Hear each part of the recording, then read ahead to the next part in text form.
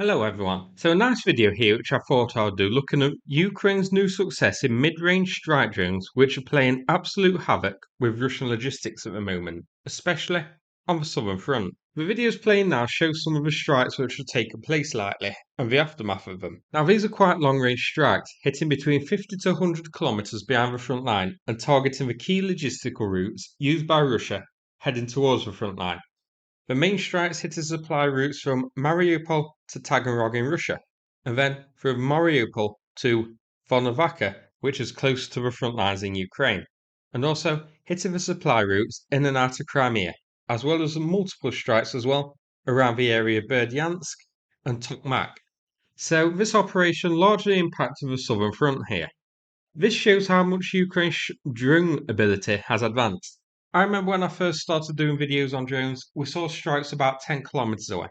15 kilometers was considered long range. Ukraine has since then increased its strike capability a lot, and now with the mid-range drones which they're developing and producing en masse, Ukraine is now hitting the supply routes deep behind the front lines.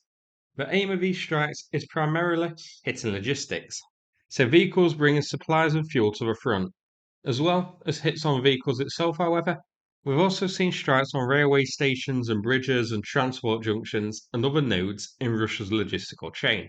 Here's a video shared by Saint Javelin on Twitter. It's screenshots from a big compilation of strikes hitting the logistics routes, and these ones are just shared by the Azov unit. So there's many more drone operators operating like this, so the actual scale of this operation is quite incredible. Not to mention, not every video is going to be shared. Interestingly, the Russians too are whinging about this. Rybar, one of the major propaganda channels, is getting some brown stains in his kegs it seems. He shared this image showing the rough area where some strikes took place and arrows showing ongoing Ukrainian counterattacks in the area. So you can see that Mariupol has been identified as a major supply hub with many areas hit around that city, and the main supply route to Volnovakha. That one more to do with the eastern front, I think, with the south. Then we have key areas highlighted on the road to and from Crimea, around Melitopol, and additionally, key supply roads north of Tokmak and Mikhailivka heading to the front lines themselves. Rybar's analysis of these say there's a risk of shortage on Crimea because of logistics being cut off and fuel sales being restricted. Close to the front lines, Rybar says Ukraine has pushed Russia back in the settlements of Snetnogorsk and Pavny, which are almost liberated by Ukraine now, and Russia has lost all territory gained during their crappy 2025 offensive in that area. So, this is looking like a major area.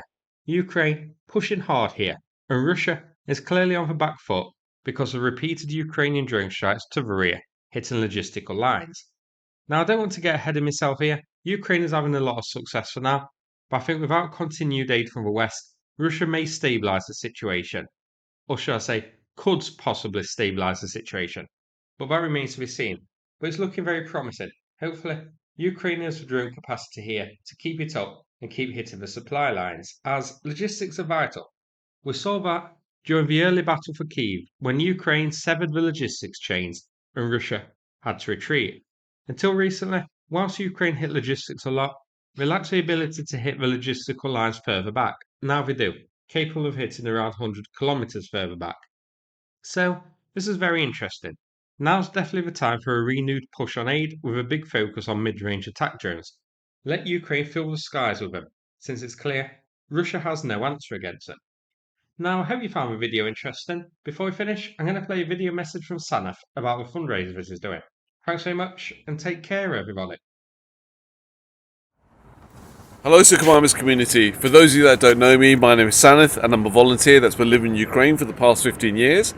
At the start of Russia's full-scale invasion, many of my friends went to join the military, but I stayed on to work as a volunteer, and in that time we've run many fundraisers with the channel, so thank you to everyone who supported our cause.